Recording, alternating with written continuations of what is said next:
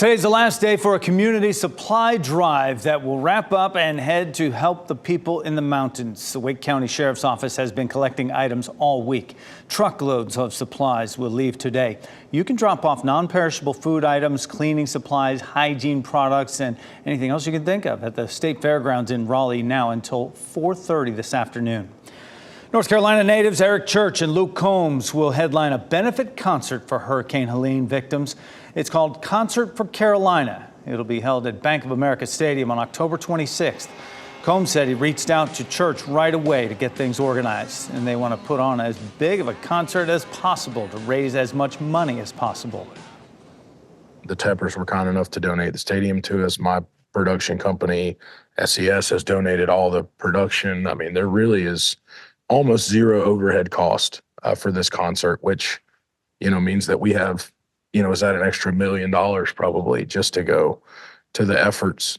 North Carolina is joining 11 other states suing TikTok and its parent company, ByteDance. The attorneys general alleged TikTok designed its app to be addictive while misrepresenting its mental, emotional, and physical risks to young users. Attorney General Josh Stein is asking the court to order TikTok to stop violating the law and to pay penalties. Get ready for some homegrown happiness. Today, we are getting a look at some of the mouth-watering foods from dozens of vendors at the 2024 North Carolina State Fair. This year's new dishes represent cuisines from around the world and reimagining some classics as well.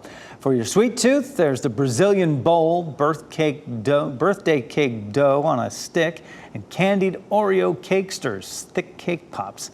If you are looking for something savory, be sure to stop by the Oak City Fish and Chips or try the battered bologna fries, maybe the big bacon wrapped in cheese on a stick. You can find ticket info, new foods, rides, and parking info on our State Fair guide. Just search FAIR on WRAL.com. Next at noon, testing at home for both COVID and the flu. The new over-the-counter tests just approved by the FDA in time for the height of the season. Also, from tropical storm to a Category 5 hurricane in 24 hours. Next, we explain what climate change has to do with the rapid intensification of Milton. Plus, a local woman who took this video shares the story of how she was rescued from a bachelorette party in Asheville. That story at 12:30. Keep watching WRAL News over the air Channel 34 and Spectrum Channel 1257. A federal judge ordered Google to give Android users more options to download apps. The ruling essentially gives third-party companies to access the Play Store catalog of apps in order to build rival options. The tech company has until November to make these changes, but Google says that it will take at least 12 to 16 months to create safeguards to prevent potentially malicious software from infecting millions of user devices. A federal judge has cleared the way for an antitrust case to continue against Amazon. Although the FTC's case can proceed, a few of the claims were thrown out.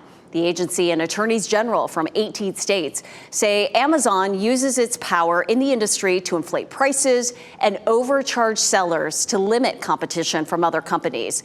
This is one of the most significant legal challenges brought against Amazon in its nearly 30-year history. Sam's Club is testing a location with no checkout lanes. A Dallas area location will allow customers to use a smartphone app to ring up purchases as they shop. Workers will have about 4 times more space to prepare e-commerce orders for pickup or home delivery. The Walmart-owned retailer says the location is its first all-digital store and could be a preview of the future for Sam's.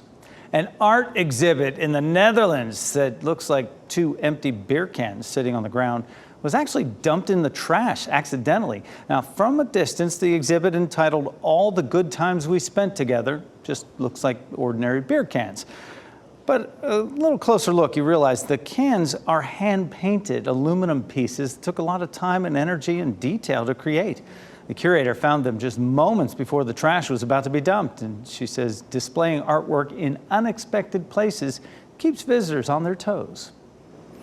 Bracing for Hurricane Milton, people are boarding up homes and businesses and propping up sandbags to prevent flooding. Elizabeth returns after the break with the timing for Milton's landfall. It's the second most common cancer in women. We're talking about breast cancer. Coming up, how a breast cancer risk assessment could help doctors catch the disease in its early phase. And here's a look at your winning NC Education lottery numbers on your screen right now. We'll be right back.